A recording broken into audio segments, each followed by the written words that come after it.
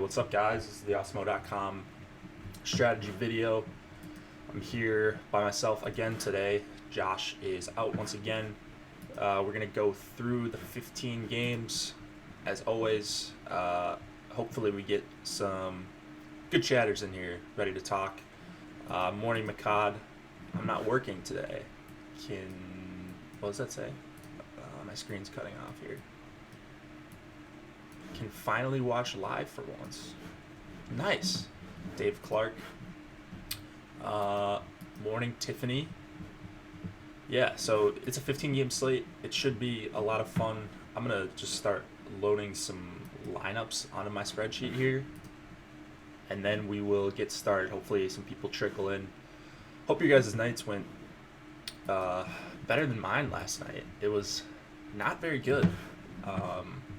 Really struggled to get any sort of lineup like even close to the top, and when you're making 150, you're gonna have some issues when you do that. So not enough Giants. It was weird, no one really went off. So like a full stat, like I saw the A's scored 10 runs, but it seemed like no one really went off, because it was Kana that went off in the 7-hole. It was just a weird slate. So yeah, hopefully we get some more runs tonight. But I don't know, we shall see. Edwin Jackson, still a fluke. He seems to be doing all right to pretty good fairly consistently. I don't know. I mean, I'm going to have to look into him more, but yeah, he looks a lot better. I don't know what's going on. He wasn't getting the swinging strikes and all the fancy stuff we talk about, but it's not everything. So maybe he's just doing it in a different way. Yeah, I don't know. Day 2 on 25-cent MME strategy. Yeah, I like it. That's a good place to start if you're trying to MME. I'm assuming you're playing on FanDuel, Ryan. That's a good place to start, or play the mini max. If your bankroll allows you to play the mini max, play 150 in there, or just do like 50 or 100, whatever you feel comfortable with. That's what I would suggest if you're looking for a way to get into MME. All right, let's wait for a few more people to trickle in. I'm still filling out my lineups right now. I'm going to put in ownership here in a second, and then we'll get started. What do you guys think of this slate?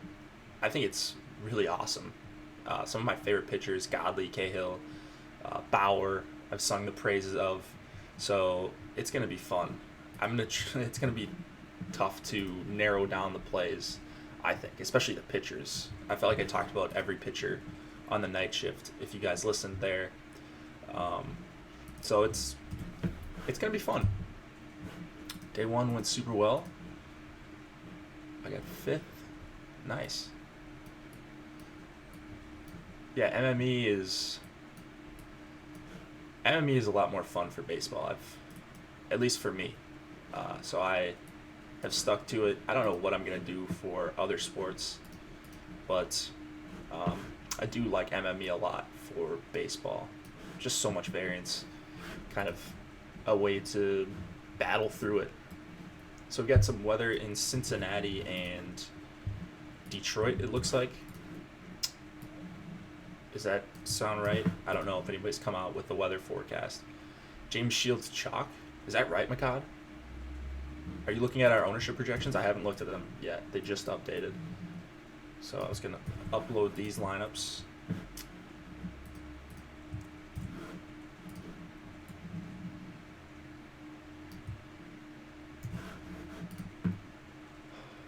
Yeah, I don't know how did Holland end up.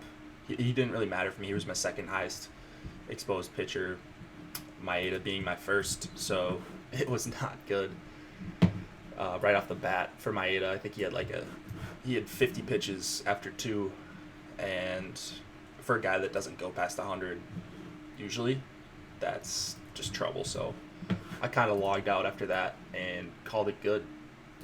There were some fireworks later in the slate, though, I'm now starting to realize. Jake, what is typically the largest ownership you have of a player on a decent sized slate? Up to 100. I mean, I've done it before multiple times. Gone 100% on a player. Not as much with 150, but I would say my highest exposed player for like a 15-game slate is probably a pitcher that I would have for about 50, 60%. And it may be even more today. I might be going close to all in on one pitcher today. We'll see how it goes and what kind of ownership he has. So once we look at that, then I'll know more. It's Cahill, by the way. I don't need to bury the lead. Cahill is, I think, a really good pitcher, and I don't know if people are going to play him because of his recent results, and that's exciting to me. You guys can read the Spotlight Pitchers. I don't know if Josh has the hitters and stacks out. He's still doing writing. He's just not able to do the like live streaming stuff that I'm doing right now. So he should be back tomorrow night for the live stream, making his return. So you guys show him some love when he gets back. Jake beat me up. I'm sorry, I just stayed away from it. Yeah, if you stayed away from everything I said yesterday, you probably had a successful day. Honestly, I was wrong on a lot of stuff. So, not my best performance. Hopefully today is a little bit better. But man, it did feel like a really weird slate. I don't know, maybe it's just because I was losing money the entire time. But rain possible, Mets versus Nats. 35 to 40% of a player may try to have larger someone I have more confidence in. Yeah, it's usually pitchers for me. That's what I feel most confident in. They have the ball all the time, so they get to determine what happens on half of the play, every single play. So that's how I like to look at it. There's less variance in pitchers, I think. It's just an easier position to predict than hitters. So that's why I sometimes go close to all in on guys, because I feel like I can predict them. Hitters is you get 4 or 5 at bats, and you might line out 3 times, and then all of a sudden you're with a 0 or a 2 or something like that. So there's just a ton of variance in hitters. All right, a few more lineups. More rain, huh? Interesting. All right. Looks like it might be a little wet today, but that's all right. There's 15 games, so on bigger slates, I'm more likely to fade the weather. There's just so many options today, so I'm looking for anything to kind of take a team off my radar because there's so many teams in play, and weather is usually good enough to do that unless I really, really love the spot. But I don't know. We will go through and discuss. Everybody getting rained out today. Oh, you guys think it's going to get actually rained out? Which games are those? The Reds and the Nats game too? All right, let's load the Dodgers. Bad weather for the rest of the week. Supposed to rain nonstop here. Really?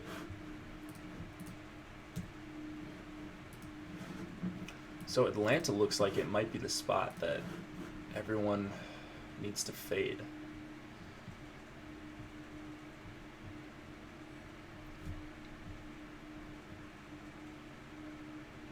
Yeah, it looks pretty ugly, but clears up later. Detroit looks worse right now, just going by percentages. Pirates, Cubs, that one I'm not really on anyways. So yeah, all right, this is gonna be good. Here's the spreadsheets. Oh, you guys said you wanted different colors, didn't you? I forgot about that, so we'll just go through. Can you guys see this? Is this big enough for you guys? Probably should be able to see that, right? Maybe I'll make it to 90%.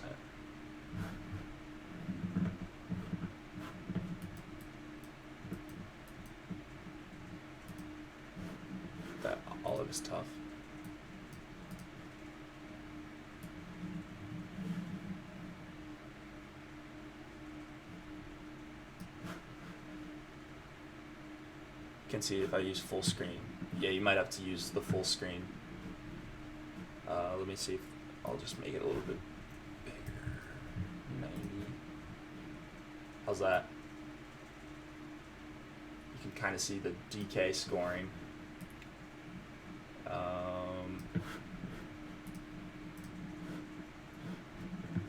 Jeff McNeil doesn't come up for me. Haven't loaded in the... Holding my phone 2 inches from my face. Yeah, that's my bad.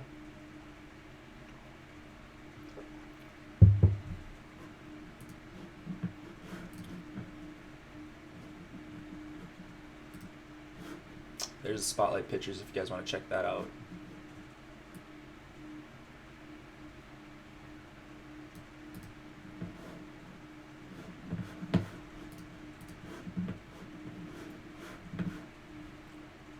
Alright, let's do this.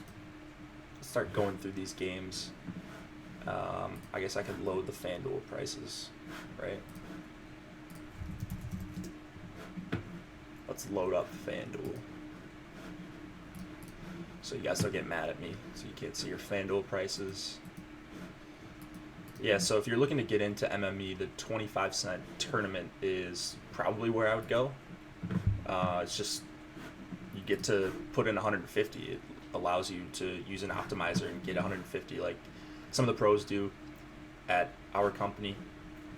So it is, it's just a good way to start, I think. 37.50 for 150 lineups is not bad. I hope DK does something like that for the football season. I'm assuming they will. They'll have like a 50-cent mini max and then a $1 mini max or something like that, maybe $2. Who knows?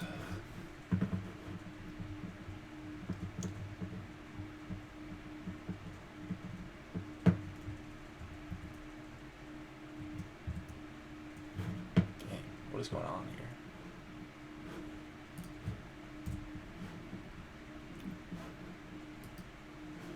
All right. Albert Almora doesn't get recognized, whatever.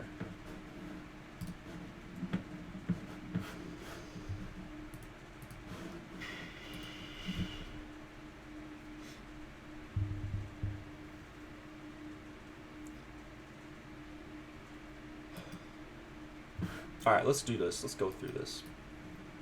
Sorry for the delay. Should we change this color? I don't know. What do you guys want? Is that better?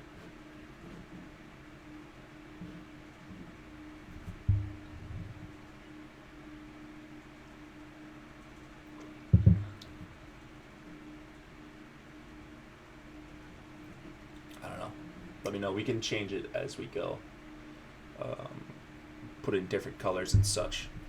I don't know what's better for you guys' screens, but if you don't have it on HD right now, you're probably not going to be able to see words this small, because I can see it on my screen and it looks pretty small unless you have it full screen. So probably going to want to change the settings. Did we just start, or is Jake late? A little bit of both. I didn't load enough stuff onto my spreadsheet. You didn't get a notification? I did. I don't know why some of you guys don't get notifications. We're gonna have to look into that, because some people do, some people don't. Whatever. Let's just get going here. Cubs and Pirates. We've got John Lester going up against Jamison Tyon. Lester is 8,300, Tyon 7,800. Neither of these guys I'm really looking to play. So this first game, very uninteresting to me. I like righties against Lester. If you look at these FanDuel prices, you can see that Ozuna's 2K. That's appealing. But who knows if this game is even going to get in, or if it's going to be interrupted.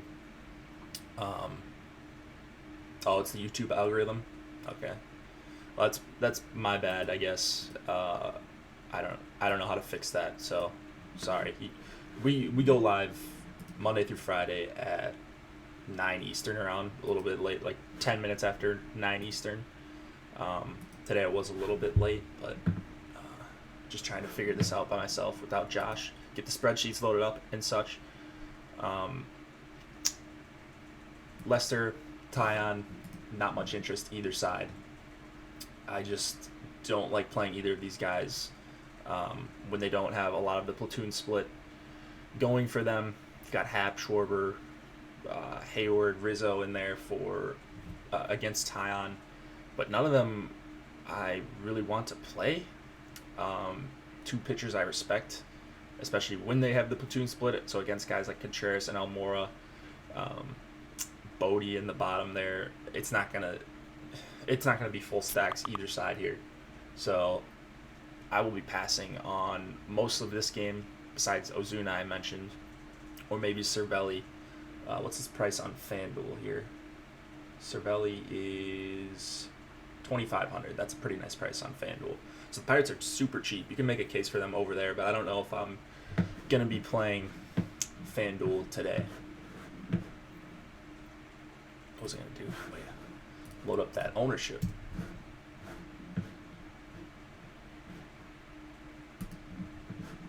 Oh my.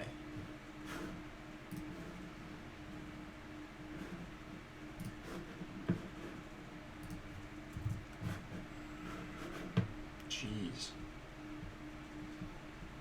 That's kind of crazy. Zach Godley. All right then.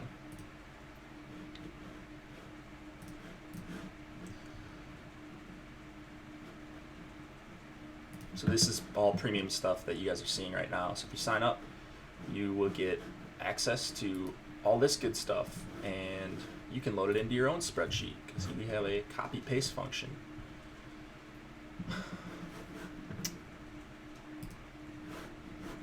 All right. So that first game, very uninteresting. Do you guys want me to change it to blue every time we go through this? It's fine with me. It doesn't matter what color it is for me, but if you guys want to see blue, or this green doesn't really go well with your screens, then we can change it. Can hardly hear me? What?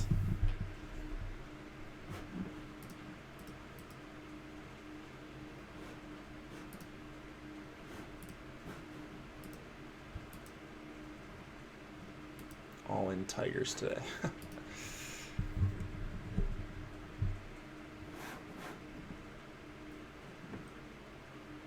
Lighter shade of either color. Okay, lighter blue. Maybe I just won't highlight stuff. There, we'll try this. An even lighter blue, huh? Oops.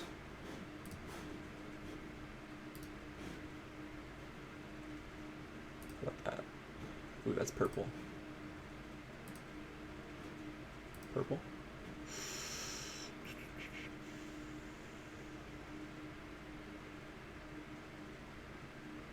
Yeah, I think it's just because I... How about that? Is that purple better? What do you guys think?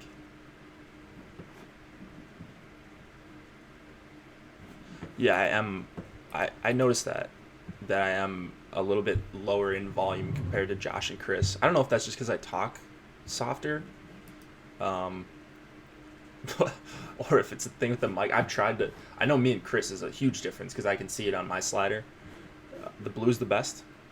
Or just white? Okay. We can just make it all white. No fill. No fill. Alright, we'll just go through it each time. Okay. So here's what we got. Mets and Nationals. Steven Matz against Tanner Roark. There we go. Matt's someone I rarely play. 6,900 for him.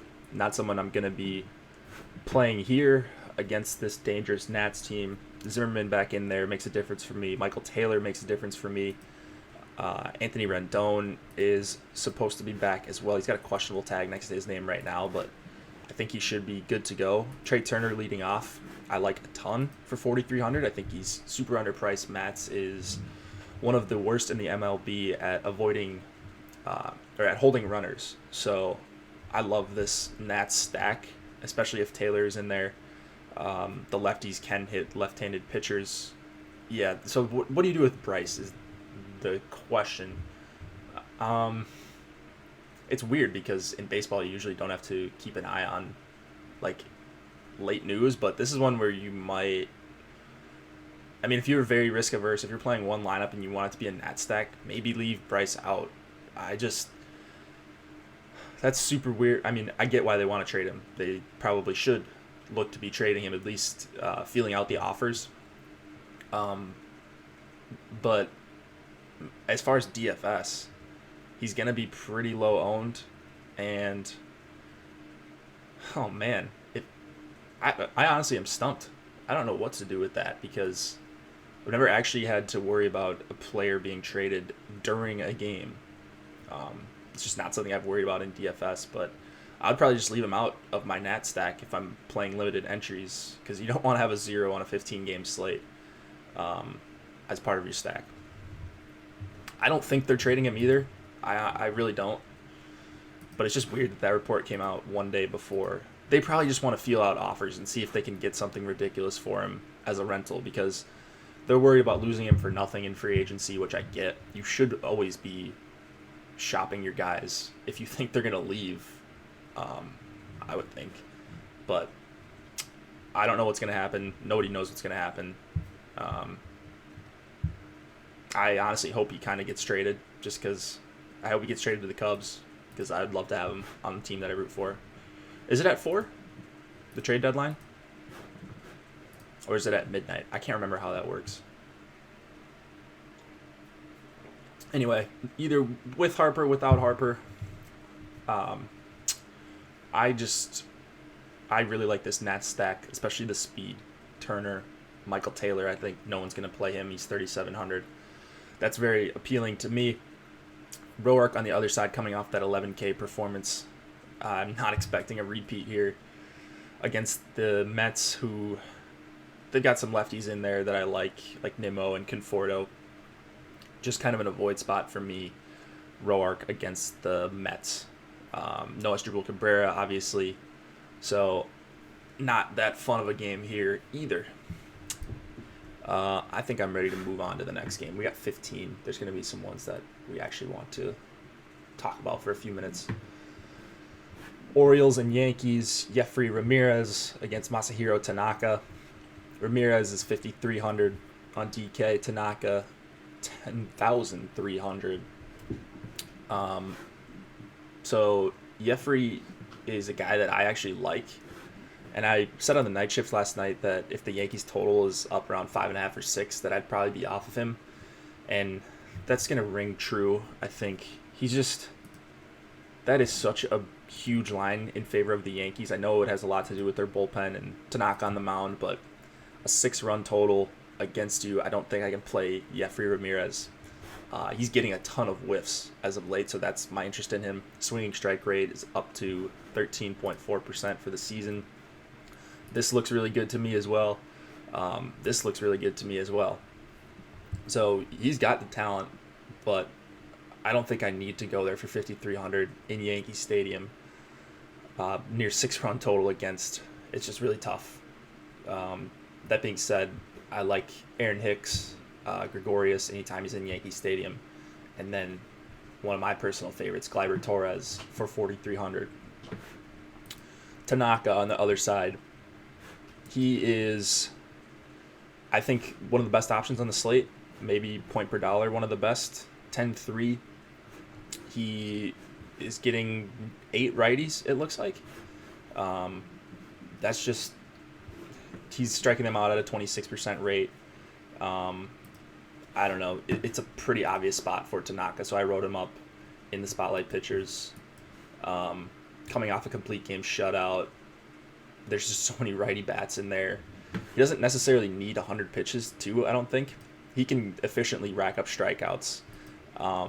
I said right here, the one minor concern with Tanaka is that the Yankees bullpen is just so good that they don't really need him to go like 7 or 8 innings.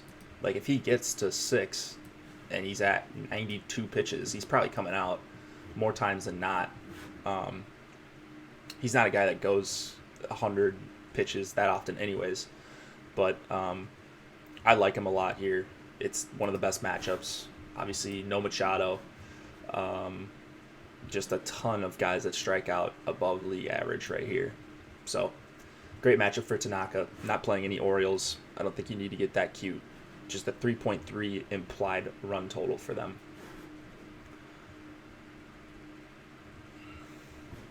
If you guys have any questions, you can just pop them in as I'm on the game.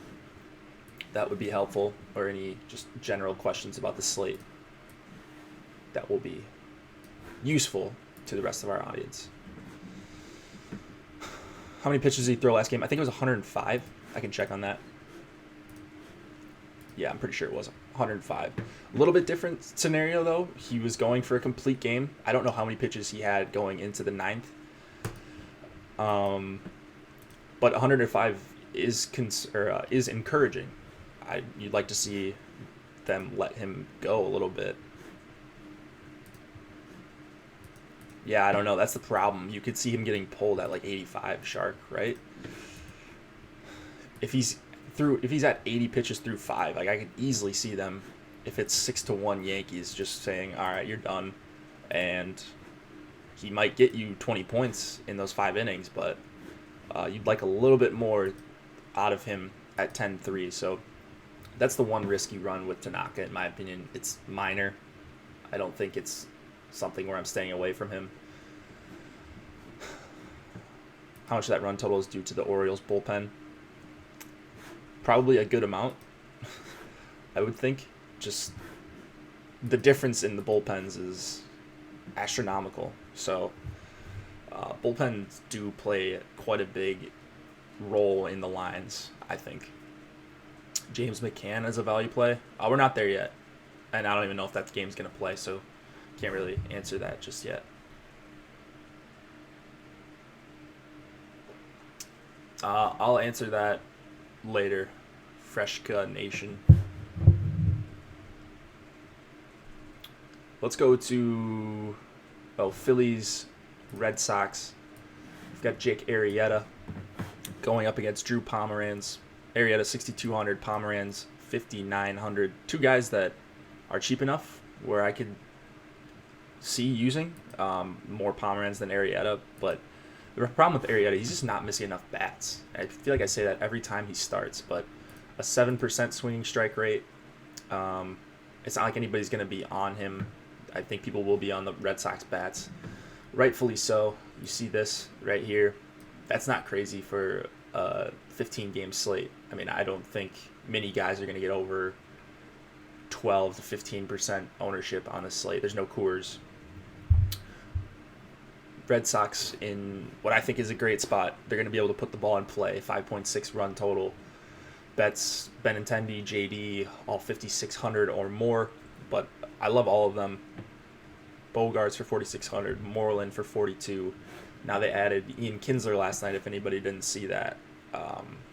Just another bat in there that's respectable. The bottom of this Red Sox lineup is not anywhere close to the top. And Kinsler does make a little bit of a difference for me in that he just allows you to get different with your Red Sox stack instead of just going with the top 5, which I like to do a lot. So stacking against Arrieta, once again, Pomeranz just hasn't shown me enough for me to want to play him on this slate. I don't think I need to get down to 5,900. The Phillies have been bad against lefties lately. We pulled it up, but Pomeranz not missing the bats that I would like to see, not getting the strikeouts. For 5,900, you don't need a ton. Kinsler went to the Red Sox. So he's batting in the 6th spot, they think. DK still shows him on the Angels. Well, they should switch that. I saw it. I got an alert yesterday that said that he went to the Red Sox, and now when I loaded the lineups, he's batting 6th. So it happened later last night. Pomeranz, I'm not super interested in. There are some good righty bats. You've got Rhys Hoskins, Carlos Santana, Asdrubal Cabrera, Michael Franco. I even like Kingery a little bit. So I'm more on the Phillies contrarian stack than Drew Pomeranz. I think he'll be somewhat owned here. Really, only 2%. Wow. He just hasn't been that great, so I guess that makes sense. Yeah, just Red Sox, some Phillies, but not a game that I'm crazy about or have any like hot takes. It's pretty simple. Two teams with decent run totals. It's in Fenway. Two pitchers that are going to let you put the ball in play. Reds and Tigers. Oh, they won't switch it? Wait, is he? You know what? We can just look this up right now. Let's just look this up. DraftKings.com. All right. Let's go to MLB. My DK just uploaded consider Boston. What do we want to look at? Just any contest.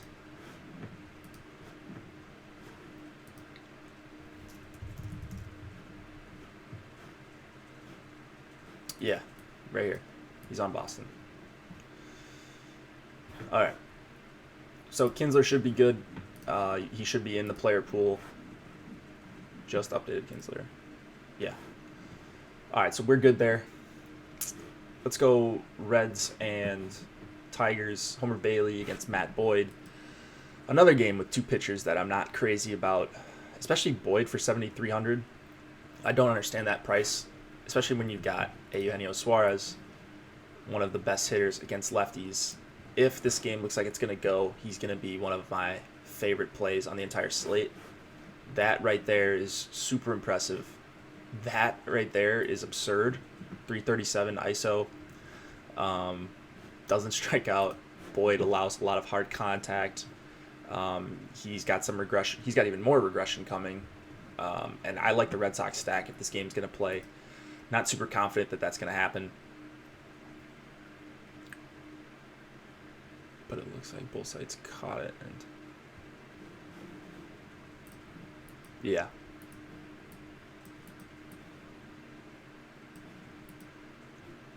I think they'll put an alert. Will they put an alert that Kinsler is on the Red Sox now? On the top of your DK page? Isn't that what they usually do? I'm not sure. Yep, Duvall went to the Braves too.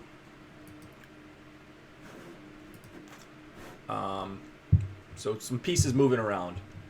All right, let's finish up this game. I like the Reds stack. I don't mind Jeanette, Votto, lefty. Love Eugenio Suarez and Barnhart. On the other side, Homer Bailey going up against the Tigers. The Tigers are a bad team. There's no doubt about that. But one guy that sticks out to me, or a couple guys that stick out to me, are Leonis Martin and Jaime. Is it Jaime Candelario? I don't know how to pronounce his first name. But today he is. Oh, okay. So they'll put an alert if the player is not playable. Got it. And it'll be in red at the top. So just look out for those today. Keep your eye on players switching before the deadline if it's at 4 Eastern. That's a few hours before lock, so you'll know on all these players. But just something to keep an eye on. Candelario, Leonis Martin. I don't even mind Nico Goodrum against Homer Bailey. 5 xFIP for Bailey on the season. 42% hard contact. Not getting chases, not getting swinging strikes. Just seems like a really good park for the Tigers, who are a good spot for the Tigers, who hit a lot better at home. That's backed up by the numbers. Jaime. All right, sweet. Nice, we're rolling. All right. LA and Tampa Bay. Let me switch this to white for you guys. To no fill. Switch the next couple. All right. Angels and Rays. Tyler Skaggs against, is it Ryan Stanek or Austin Pruitt? I think Pruitt might be coming in after Stanek. Fangraphs had Austin Pruitt. Other sites that I'm looking at have Stanek listed as the starter, but he usually doesn't go past an inning or two. Yeah, 2 innings in his last game, 1-1-1 before that. So Stanek won't be in there for long. I'm assuming it's going to be Pruitt afterwards. Either way, I'm not playing a Rays starter or the reliever that comes in. They've been doing really weird stuff. They're not even letting their long guy go past like 4 innings. So even for 4,300, I'm not playing Pruitt. The Angels have been raking against lefties or against righties lately. I looked over the last 14 days. Here, let me pull this up. So I was just playing around last night on the splits leaderboard. Over the last 14 days, look at this. I'll pull this over here so you guys can see it. Over the last 14 days, the Angels against right-handed pitching, a 194 WRC plus, 316 ISO. They had that one huge bust out against James Shields, but look at this. Like, clearly number one in all of these by a crazy margin. OPS. Boom. I don't know what's going on with the Angels, but I clearly have not been paying enough attention to them because they've just been raking against righties. It's 2 weeks. It's not a huge sample, but still noteworthy, I think. So I like Trout. I like Ohtani. I like Upton. But tough park. We don't know who's going for Tampa Bay just yet. If you just click top left and no fill. Yeah, that's true. I could just go like this. Smart. TMCB. XL Wizard. No, I don't know why I wasn't doing that before. Yeah, so Tampa Bay, I'm not crazy about either against Skaggs, someone I respect. It's a good park. You can even make a case for Skaggs, 3.6 run total against him. The problem is there's guys like Morton. There's a guy everyone will know that I'm on, Bauer, who's more expensive. So I think if I'm going past Tanaka, it's going all the way up to Bauer. I'm pretty certain of that. So I just won't get to Skaggs. Don't think he's a bad play. I think he's a pretty safe bet for 20, 22, 23 points on this night. He's perfectly fine against righties as well, so I'm not worried about a righty-heavy Tampa lineup.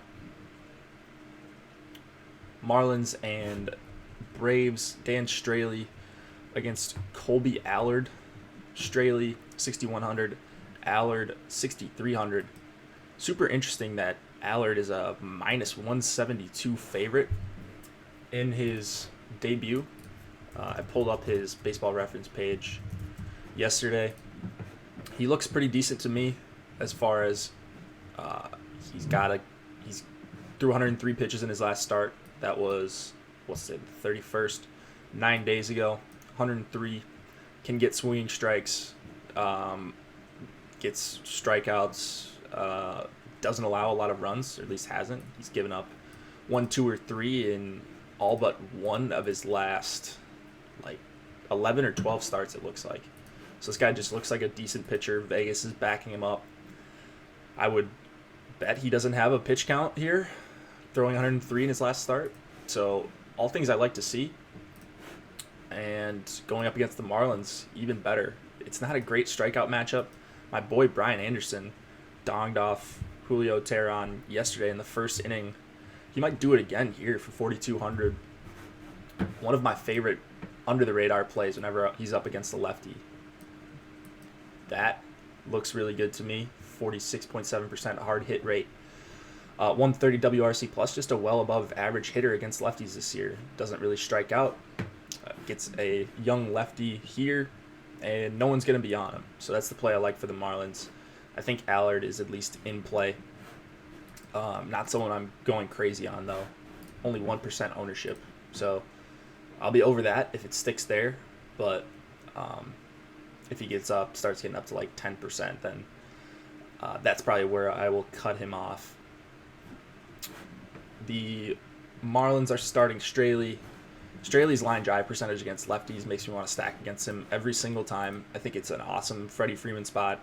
Ozzie Albies, Nick Markakis, I play him more than most people do, I think. Just a lot of good hitters in this Braves lineup. I don't even mind Suzuki against Straley as well. So much hard contact for Dan Straley this entire year. Lefties have hit him especially hard, but no issue with Acuna if he leads off or Suzuki in the 5 spot. Duvall's not going to play today. Is that right? I don't see him in the projected lineup. Someone said they might bench Ender and Ciarte. I'm not sure why they would do that, but I don't know why managers do certain things sometimes. Let's go to the next game, Cleveland and Minnesota. This one is here where I live. Cleveland, Minnesota, Bauer, 13-3, Kyle Gibson, 8-7. What is this right here? This is ridiculous. 2% ownership for Trevor Bauer. He should just never be 2% owned. And, okay, whatever. If he's 7 or 8%, that's fine. I think that's still way too low owned. It's not a perfect spot against the Twins, but you take out Eduardo Escobar, a guy who strikes out below average. You put in Miguel Sano, a guy who strikes out 40% against righties this year. 40%. That's a huge difference right there. He may not be able to strike out Mauer. He may not be able to strike out Kepler. But you've got Cave in there for 23.5% K rate. Wilson is just a terrible hitter. Look at that right there. Bauer should mow these guys down once again. He might give up a solo shot. He might give up some hard contact here and there. But I just think the strikeouts are going to be there for him. So I'm on Bauer. I don't see why everybody wouldn't be. There's enough value at pitcher. We talked about Colby Allard. We talked about some of these other guys. You could play Pomeranz if you want. I might get crazy and have some Jeffrey Ramirez exposure. But there are certainly guys you can go to make Bauer work. And 13-3 is going to get people off him. He's worth that price. He's worth every penny of that price, in my opinion. He's just been so good, so consistent at getting whiffs. I just love him tonight once again. I should go to this game, man. I've talked about this guy all year, about how good he is, and then he comes here and I just whiff. Now I have to do the strategy video. I wouldn't be able to make it, I don't think, or the live stream. But this would be a fun game to go to watch Bauer pitch in person. He's just been a beast this whole year. And my boy Kyle Gibson is pitching on the other side. I'm not playing Gibson here, but I am lukewarm on the Indians stack. So 1, 2, 3 obviously in play. You saw what Jose Ramirez can do. His upside, swiped a bag, hit 2 homers yesterday. Ho-hum for him. But Lindor and Brantley, both on my radar as well. If I'm mini stacking the Indians, that's where I'm going. Just not many bats for me that I like besides the 3 obvious guys right here. All right, that's going to do it for that game. Let's go to Royals and White Sox. Danny Duffy against James Shields. We've got 4.4 run total for the Royals, 4.6 for the White Sox. I'm on the White Sox bats here against Danny Duffy. He's giving up a ton of hard hits to righties this season, and I think the White Sox get underutilized in DFS in general. You see these ownerships right here, 10, 8, 10, that's fine. Davidson should be way higher than that, in my opinion. I just don't think people realize how good of a hitter Matt Davidson is against lefties or against righties. Just hits the ball so hard. He's going to strike out, sure, but when he puts the ball in play, it's going a long way. So Duffy against righties this year, 530 xFIP, 46% fly ball rate, below average K rate, 38% hard hit rate. All things that I like to attack. So those top 5 for the White Sox are firmly in play. I'll be well over the field on them in total. Moncada, I'm probably not going to have too much of. He just can't hit lefties the way he can hit righties. So it's tough for me to play him when you can play him against righty for the same price leading off. Shields, wow, look at that. 21% ownership for Shields. I mean, I was on him last night in the night shift if he's going to be any sort of chalky, I will pass on James Shields. I just wanted him for a 6K pitcher with some sort of safety. I think he is somewhat safe here, which is weird to say for James Shields. Like, no Moustakas in that lineup makes a difference to me. If you're targeting against him, Perez, Lucas Duda, those are probably the two guys that I would look at. But, man, this is a rough-looking Royals lineup, and Shields has missed bats. Even in his last game, he got blown up, missed 19.2% swinging strike rate, which is pretty good. I don't think people realize how many bats Shields is missing as of late. So I was going to be on him, but, man, for 20% ownership on a 15 games or a 14-game slate, I keep saying 15, 14-game slate, he is a pretty easy fade if he's going to be even like 12 or 15% on.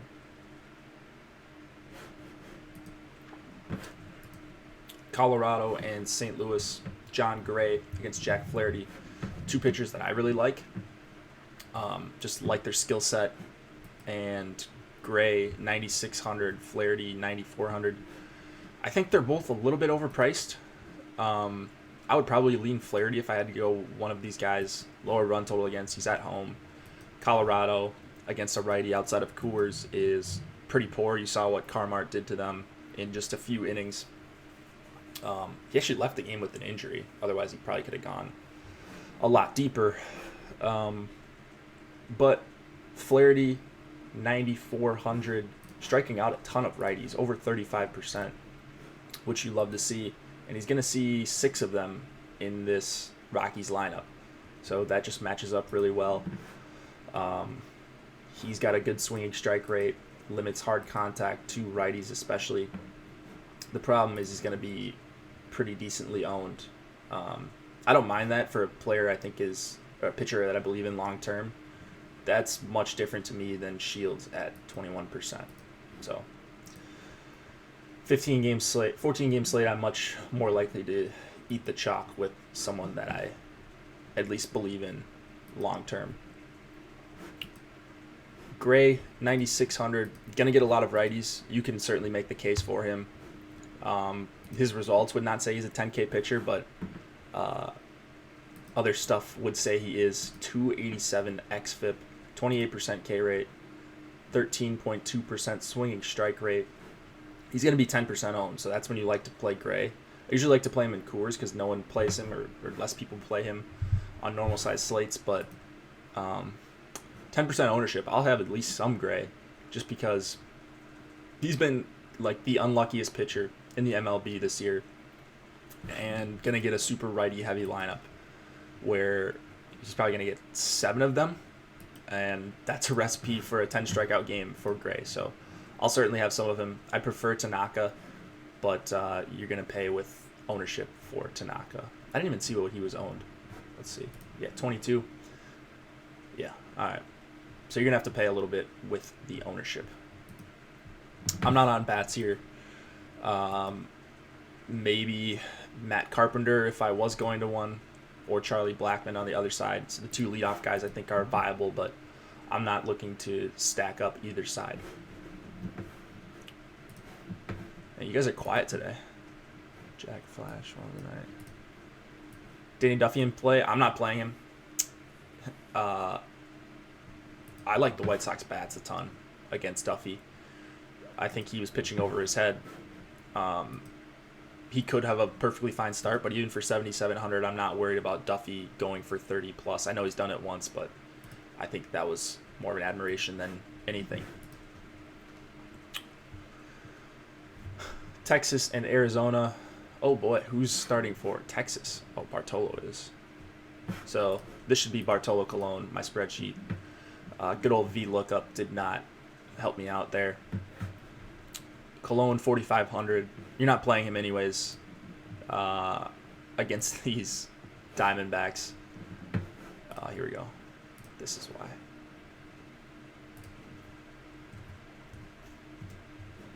There we go. There's Bartolo.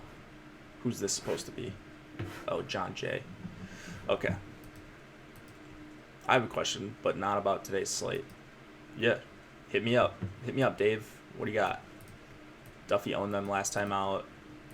We started getting busy with our actual work, maybe. Yeah, man. What's that like to have an actual job and have to do this at your work? I couldn't imagine trying to sneak around and trying to listen to clowns like me talk about daily fantasy. Anyways, do you play satellite qualifiers? If so, do you differ strategy in those? Qualifiers are tricky in general. I don't know. Maybe Tom can answer this. I don't know if Tom plays many qualifiers anymore, but you have to get first in those qualifiers. Are you talking about like qualifiers to live finals or qualifiers to like play other tournaments? I'm not sure. Because if you're talking about like live final qualifiers, then you literally need to get first or second, depending on how many seats there are. And late swap becomes huge in those tournaments because if you're falling behind early, you have to make a swap quick. Yeah, go super contrarian in large qualifiers. Yeah. You got to be way different. A little contrarian in small qualifiers. Yeah. Because you're going up against less entries. You don't have to get that far off the board in in smaller qualifiers. I'm just quiet because I can't hear Jake over work conference call droning. Yeah. Glad to hear you guys are blowing off work to listen to me. That makes me feel really good. So Bartolo against Godley. Godley is... Well, actually, let's just get Bartolo out of the way. I'm not playing him. I'm playing a lot of bats against him. The Diamondbacks were disappointing yesterday overall, but I'm going back to the well with Goldschmidt and Pollock, Eduardo Escobar, Descalso if he's in there. Alex Avila, I think, is fine at catcher. You'd like to see him hitting the ball a little bit harder as of late, up to 55% almost hard hit percentage. Run into some bad luck. But I think Avila is at least in play for 3,500 on DK. So I like the Diamondback stack once again. Trying to forget about last night. So back to the well with the Diamondbacks against Bartolo. He could just be grooving them in there, and it's a good park despite the humidor. They should be able to hit him hard. Godley on the other side, 7,200. So I like Godley. I think he's awesome. He's pitching well. He's getting a lot more swinging strikes as of late. I think they're allowing him to go a little bit deeper. They're giving him a longer leash, 95 pitches in his last start. But he's someone that regularly gets pulled at like 81, 83, 86 pitches. Struggles with walks. The Rangers are generally impatient. There are a lot of strikeouts on this Rangers team, so I like Godley. I will have some Godley. I do not think I'm going to have 36% ownership of Godley when he's going to be 36% owned. So I will be under the field if he sticks around that rate. There's a guy that I like even better than Godley who's going to be apparently a third of the ownership that we'll talk about next. So Godley is just tough for me to get to when he's chalk. Gets hit hard. And it's not like the Rangers don't have power. You saw one blow-up inning with Robbie Ray cost him what was looking like a 30-plus point performance. And he ended up getting out, I think, before 5 innings. So this Rangers team, they're not great. What's your number one stack today? I guess I haven't really ranked them yet, but maybe we could talk about that at the end. Favorite hitters on the D-back side? Pollock, Goldschmidt, Peralta, Escobar, I think, in that order. The man loves Godley. Yeah, I do. I think he's awesome. But the secret's kind of out on him, and he's pitching better, and that's tough on a 14-game slate for anyone, especially when I love a pivot straight up in Cahill. So, yeah, it's just going to be tough. I'll have some Ranger stacks just because Godley can be volatile, and you look at these guys, they can hit for power too. And they've got some above average hitters. I love Shin-Soo Choo against Godley as leverage. Odor, same thing. So there are certain. It's not like you can't play the Rangers on the other side if you're not playing Godley. I think they make for a pretty good leverage stack. Toronto and Oakland. Sam Gaviglio against Trevor Cahill. Gaviglio off the radar for me. Not getting any swinging strikes lately. Below 10% swinging strike rate in each of his last 4 starts, I believe. I can pull it up right here just so I'm not just talking, but I looked this up last night. He's just not getting enough swinging strikes, even when he's had good results. Last 5 starts, actually. So 8.9, 2.1, 8.9, 8.7, 6.8. I think he can be a good pitcher against righties, but Olsen, Lowry, Martini, Fowler, they all worry me for Gaviglio, so I'm on the Oakland stack. I wish they had more speed because I would really love to play some speedy players. If this was like Seattle against Gaviglio, I would be like, they would be number 1 stack by far because Gaviglio is so bad at holding runners. Looks like Martini hasn't really stolen this year. Has anyone on Oakland recorded many stolen bases? I guess I can look at them on a team level. We can just go like this. Against righties. Standard. Yeah, oh my goodness. Last in the league. So, God, that's disappointing. You'd like to see some more speed. I don't even know where they're getting 17 stolen bases, though. Like, I don't see anyone getting steals in the Oakland lineup. So someone must just have, like, 12 that I'm completely whiffing on. Lowry's got 1. Piscotty, does he have any? He doesn't really steal. He's got 2. Who am I missing that gets steals on Oakland? Do any of you guys know off the top of your heads? Because I certainly don't. Semyon? That's probably it.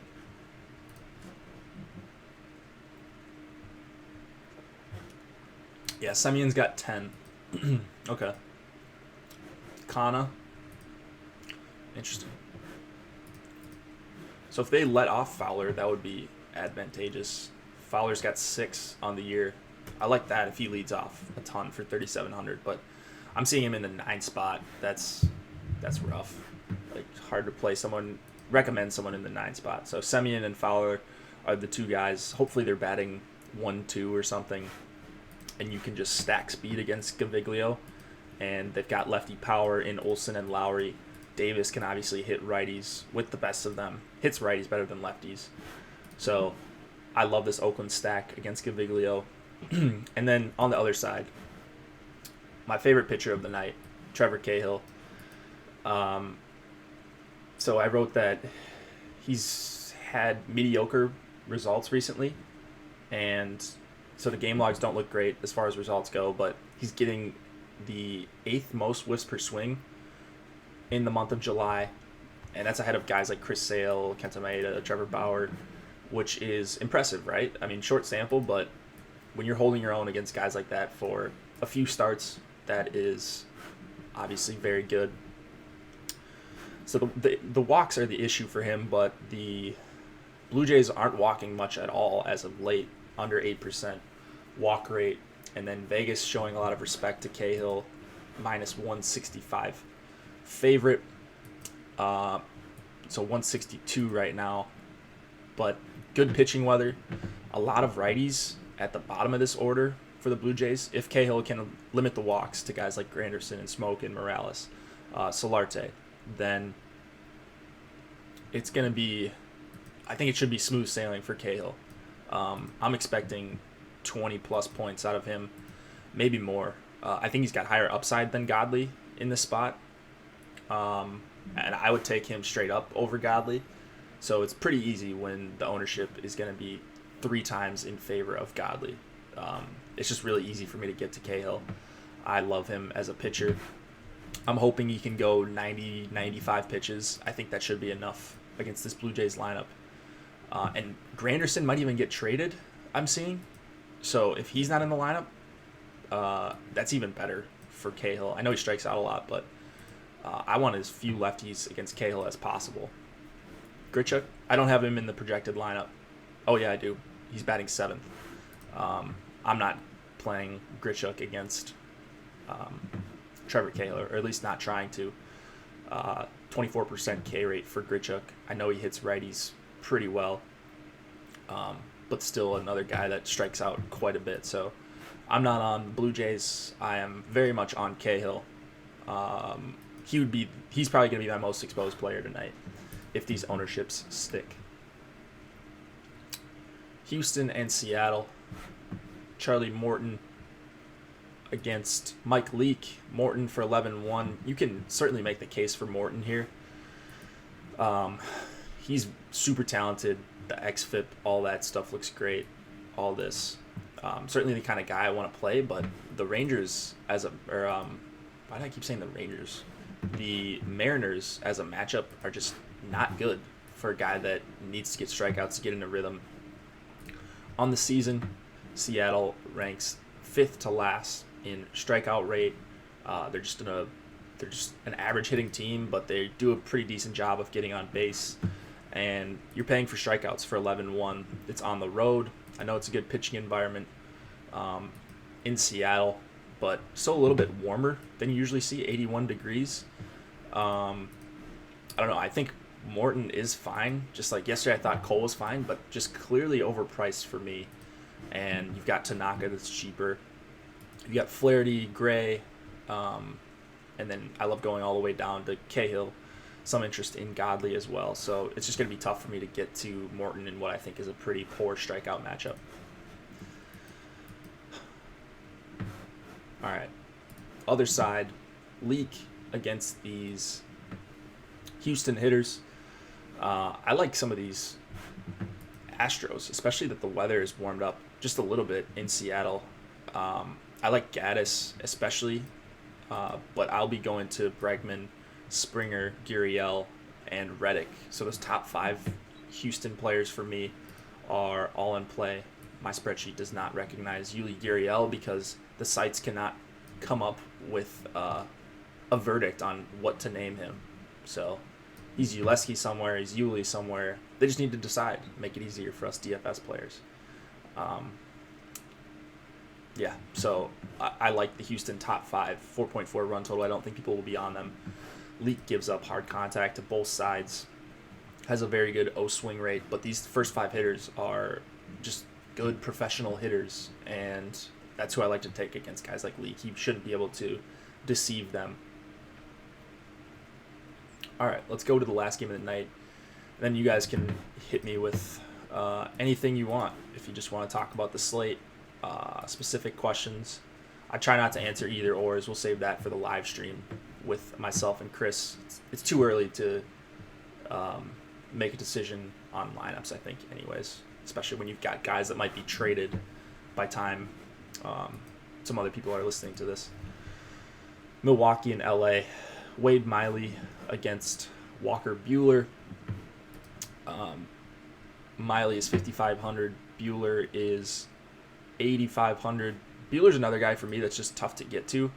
I don't think he's got crazy upside. You saw the Brewers get to Maeda yesterday and ruin my night before it even started. Buehler doesn't really go that deep anyways. What are the trades that you would like to see, if any? We'll talk about that in a second. 94 pitches in his last start for Buehler. That's the second highest amount he's thrown. Not saying you can't play Buehler. He's a full run favorite at home against a team that has some strikeouts, but I don't feel the same way about Buehler that I did about Maeda last night. So take that for what you will.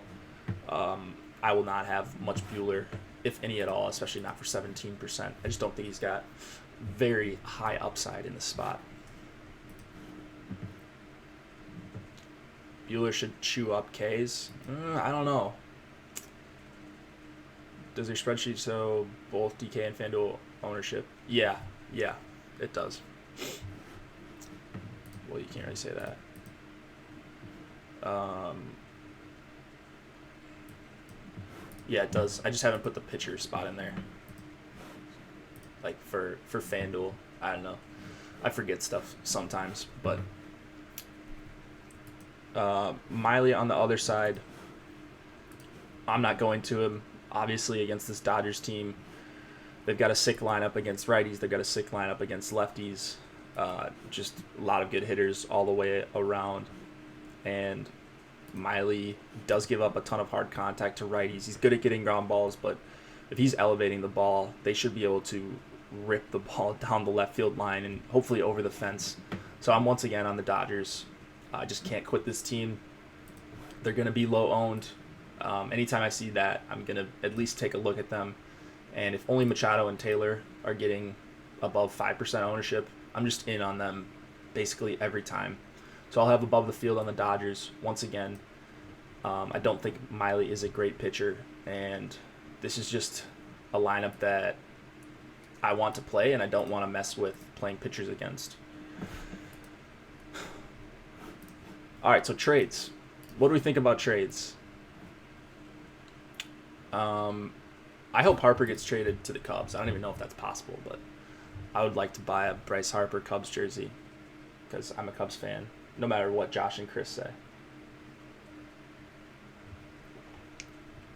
What are the White Sox at on ownership percentages? Who's got 18 runs in the last 6? Who's that? I don't know who you guys are talking about in chat.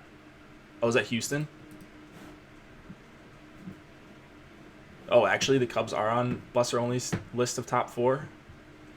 Stop, you're getting me excited. Oh my goodness. If Bryce Harper goes to the Cubs today, I don't know if I'll be able to do the live stream. I'll be so excited. I don't know if he'll be able to play DFS.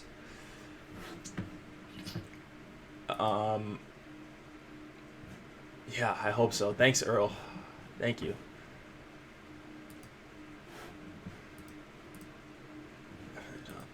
What happened if they dealt Lynn and Hap?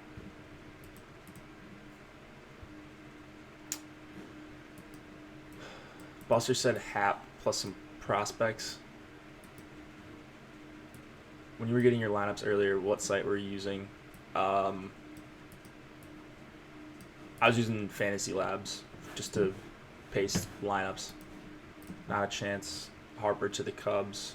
Okay, so some conflicting reports from the chat in the MLB strategy video, but Harper is interested in going to the Cubs after this year, so I think that'd be a really, really good gamble for Chicago if they could somehow pull that off. I don't think it would just be a rental. Yeah, I mean, they'd rather wait and not have to give up Hap, obviously. But, man, it's even a rental of Harper, I think, is worth it. Like, Theo can make it happen. Yeah, Theo's made a lot happen. So, who knows, man? I hope the Cubs get Harper. I mean, who doesn't want Bryce Harper? Even if you don't like him for whatever reason, you want him as a player. So, Javi, Bryce. Yeah, Jesus. What a lineup. You guys got any DFS things you want to talk about? Oh, ownership percentages for the White Sox someone asked for. I got you. Here we go. Right here. This is DK.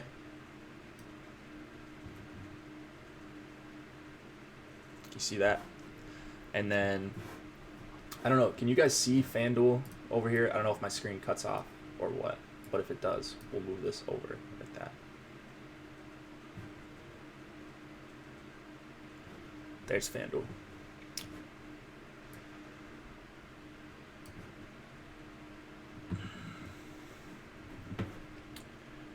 Yeah, so these ownerships will change as the day goes on. So who knows? As people get talked up, people get forgotten about. Cahill might get more steam. Godley might get less steam. I don't know. Top 2 statistics when it comes to a hitter or pitcher.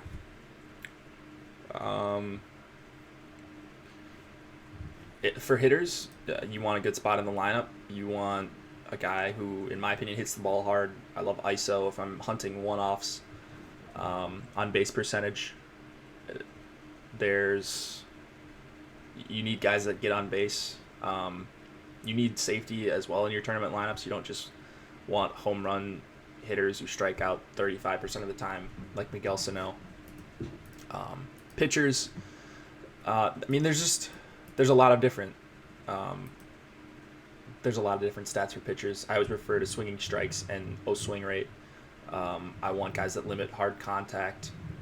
XFIP is a good one just to get like a general idea of how good a pitcher is. It doesn't tell the whole story, but it is a good catch-all stat. Weather problem games. The weather games are Atlanta. That one looks okay to me for now. Bauer plus Shields.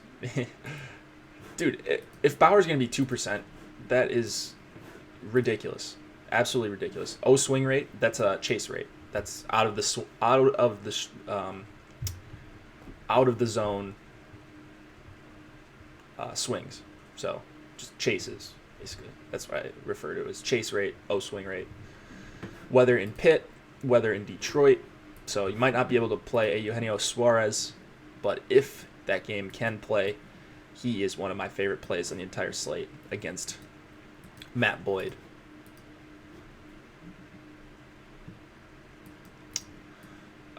Since we're going with some random questions, can you give us 30 seconds on your typical advanced settings setup on Cruncher? I haven't been using Cruncher. I actually don't have Cruncher right now. So I would, but I don't have Cruncher right now. Godly is Robbie Ray of yesterday. Could be one blow-up inning, and 35% of people could be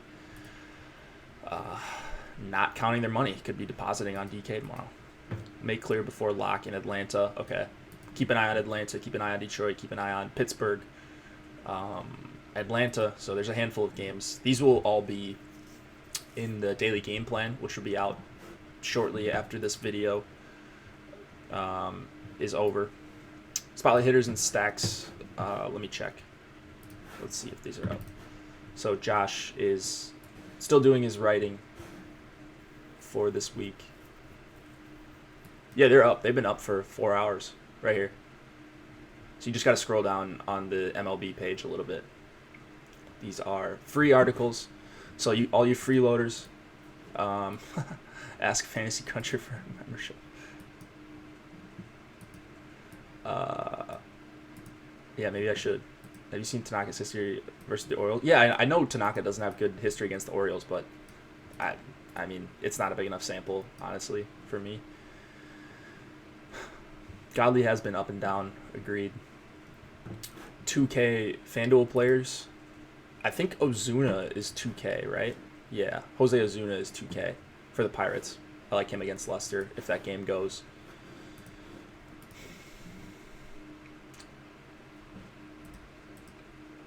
Oh, we'll get you Fantasy Country, dude. Oh, thanks, Tom.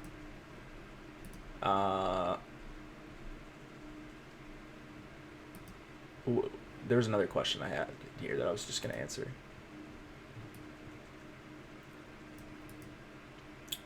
I answered the 2K question. I think Jose Ozuna. I'm just going to scroll through and see if I can find any other 2K players that are even worthy of a mention. Man,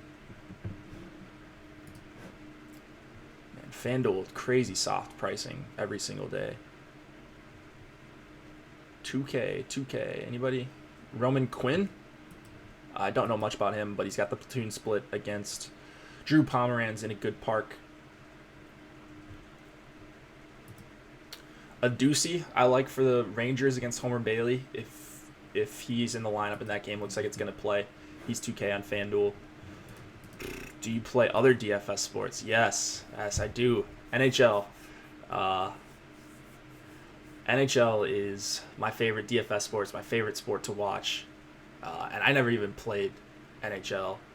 I'm sorry, I never even played hockey growing up, but got into it in college. watching it, and yeah, I think it's my most profitable sport.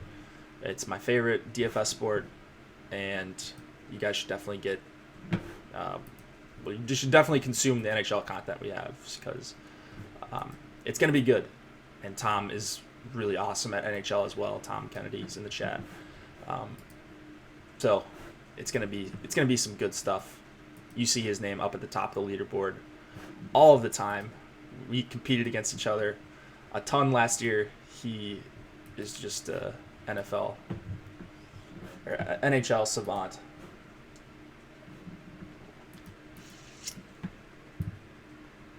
Mike Rizzo just reached out with this message. Bryce is not going anywhere. Top 3 hitting stats for predicting performance. For me, like I mentioned, ISO, on-base percentage, hard hit rate, and then what I've been putting more value into is just guys that put the ball in play. So like if you've got a strikeout rate under 20%, I think that's super valuable. ISO, yeah, Derek Lowe. If you're hunting one-offs, I think ISO is a very good place to start. Stacking, you can play like a John Jay who might not hit home runs or even extra base hits, but if he's getting on base and he's constantly accruing runs and getting the next guy up, and it's a little bit different for stacks. You just want dong predictions. Yeah, I do love hockey in DFS. It's my favorite thing. High hopes for Atlanta pitcher debut. Yeah, you can play him with Bauer at very little ownership and get a lot of bats as well.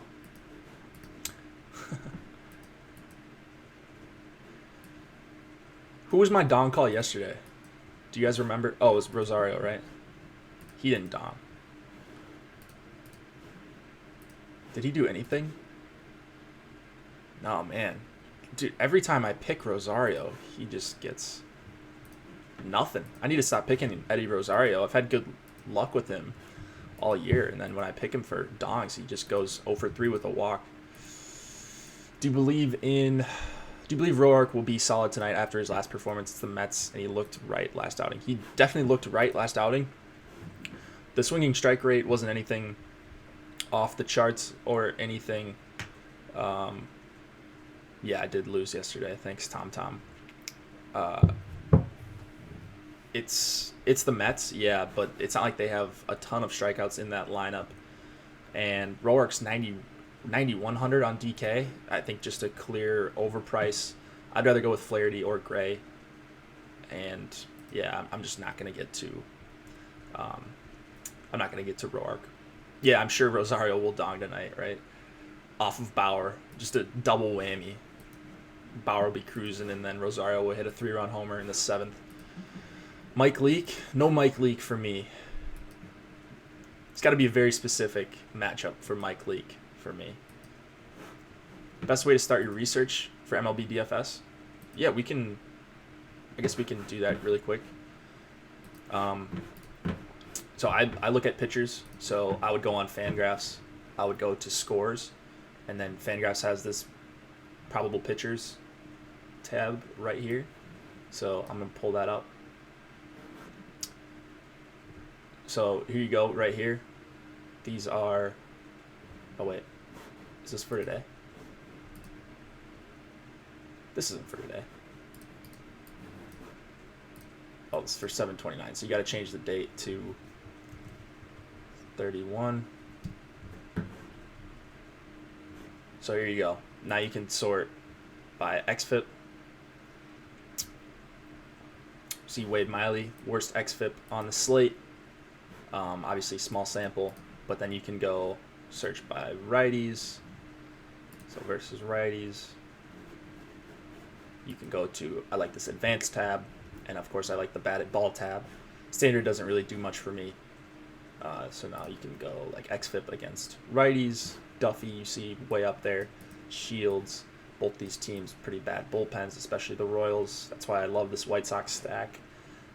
The righty bats against the against the Royals, I think, are in awesome spots. But you can just play around with this. That's where I start. But yeah, TMCB. I mean, obviously, if you don't have the ownership projections, a lot of what we talk about is through the ownership projections. So definitely get Osmo Premium so you can see those all day. They get updated multiple times throughout the day. The rankings as well. If you're more into rankings, Osmo gives you letter grades on each play for the day. But my favorite, honestly, start out with FanGraphs. I look at ownership. I make my assumption on players, kind of get a feel for ownership on my own, and then I look at the ownership that we come out with, and I start looking more deeper into guys, and it's just, yeah, it's awesome. Alex's articles come out at 4 Eastern. Today it'll be let's see, I've got my cheat sheet right here, so I don't forget. What's today? Tuesday? Top Stack article. Top Stack. So he'll break down the chances that a stack is the top value, and then I think top points overall.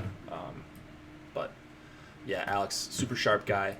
So read his articles if you are premium. If you're not premium, I'll show you how to get it. Go like this. Oh, top stacks. Yeah, spotlight hitters, stacks. I do those. Those are free. Just basically just a quick rundown of a few players and hitters that we like. Pitchers and hitters that Josh and myself like. I handle the pitchers mostly, and Josh handles the hitters and the stacks. So this is Josh's article right here. So he likes the Yankees, Braves, and Red Sox. I echo all 3 of those, I think. Yeah, I would have the White Sox on there somewhere. I love the White Sox. They might be my favorite stack. So if you want to get Osmo Premium, just go here. Choose your plan. All Access Premium monthly. All Access Premium annually. You can just do that. Get it for a full year. Or just go by sport. WNBA, MLB. It's good stuff. Do you review current season only, or would you review how pitchers, hitters have performed over the past? I do. Show us how you pay for it. You can figure that out, Shark. You can figure that out. That's a tough question, Dave. It just depends on what you want to look at. I think we have a big enough sample this year where if pitchers have started most of the year and they haven't been on the DL, you can get an idea of how good they are. So I'm looking at 2018 stats only right now, but a lot of guys go the start of 2017 just to get a bigger sample size. So I think with a shorter sample, you can see if pitchers have made adjustments and how that's gone for them, and maybe get an edge before people are on them. That's why I like to look at swing strike rate because it normalizes quicker than K rate. And you can kind of predict swings and misses better. Give us a discount code. Yeah, we don't have a discount code right now, so sorry, Kevin. And then hitters, if you want to look at how hitters have performed lately, I like just batted ball data, so hard hit percentage over the last 30 days or something, 14 days, and then you want to look at Baseball Savant and look at how hitters have performed as far as average exit velocity or line drive percentage, whichever you choose. So there's a lot of different ways. Sign up for annual. Yeah, it is a discount. What is that? You save $100 per year if you get the premium annual. Rather than this, you'd be paying $600 a year if you just keep re-upping on the monthly. This is a nice value. Great sales pitch. Thanks, Earl. I hope that's not sarcastic. No, I seriously do use our premium tools. Like, I rave about the ownership projections. I haven't seen another site do them anywhere close to as well. So I think we do a really awesome job with that. And they're really helpful to me. I owe a lot of my success this season in MLB to the ownership projections because they've been a lot more right than I would have been if I was guessing by myself. if you sign up for the annual, will you get the NBA and NFL packages? I would assume so, but if Tom's still in there, he could answer that. I obviously don't have to sign up. It's part of the perk of working here. But I am pretty certain you would get NBA and NFL. That would be everything. Yeah, agreed, Shark. The guys working in the background deserve a lot of credit as well as everyone that we see. Yeah, we're just like the faces. Like, these guys put in so much work to this site. And like a lot of our subscribers have been very happy. I'm pumped that I get to be a part of this and use these ownership projections and the rankings and read Alex's articles. It's a really cool deal. So they, of course, oh wow, they deserve a lot of credit. So Tom just says annual is about to go up as well, so sign up soon if you want it. Yeah, I use our golf projections too. So I was actually doing some golf research on my own, and the ownership projections for golf, I believe, come out sometime on Wednesday. The tournament this week, the main tournament, locks at 11 Eastern. We have an article for golf each week. So let me pull that up. Oh, this is from last week. So this is kind of what you get with the article. Ownership projections are really accurate, actually. I used them during the majors last week. I'm going to be playing again this week. I'm not that great at golf, but I do like to play, and MME just gets me some extra practice with MME. And who doesn't like extra practice? They have a mini-max for golf, too, that I like a lot. You think you can ask to open up the old articles for free so we can see how it did? Which articles? Because like all the free stuff, you can go back and like you can just search on Google or whatever. Like spotlight pitchers, hitters from whatever 725. It does feed the monkey for 4 days. That's why I like golf as well.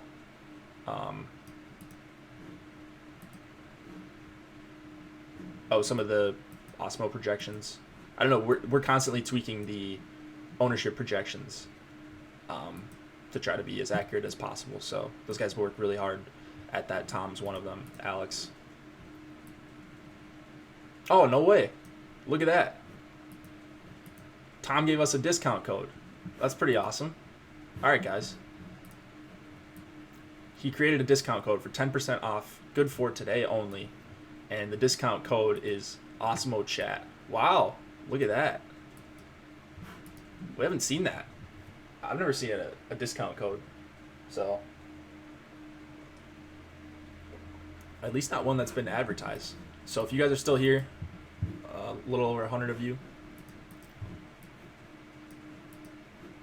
never hurts to ask. Never hurts to ask. I agree, Kevin. You're so polite. Yeah, so sign up. Pretty cool right there. Thanks for sticking around and chat today, guys. We'll be back tonight, Chris and myself, and we'll be doing the live stream. Oh, boy. Tommy Pham has been traded to the Rays. What? I didn't even know they were shopping. Yeah, 50% or 50%, $50 off of annual, so 10% off of $4.99. That's $49.99.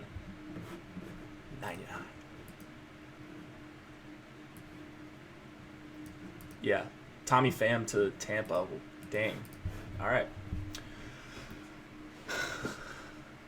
Wait, the Cards, they got Archer? No. All right, I'm gonna stay on for another minute or two, see if we can. Wait, is Tampa in the race for the playoffs here? I'm pretty sure they are. Let's just search MLB standings.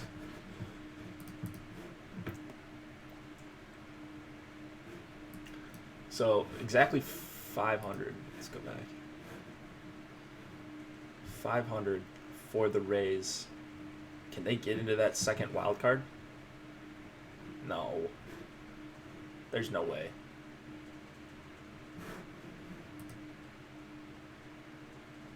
Oh boy.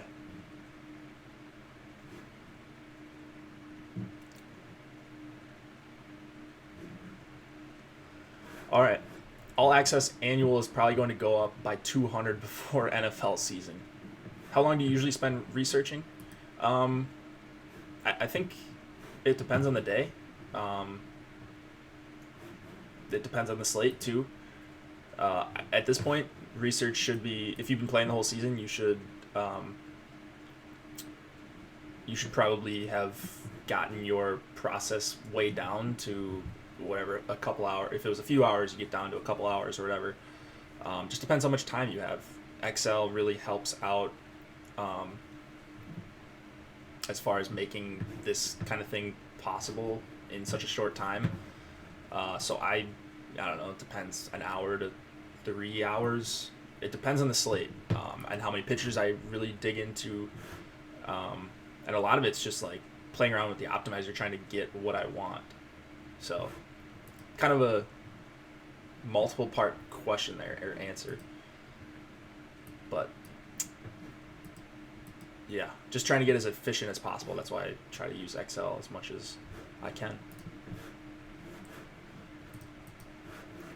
All right.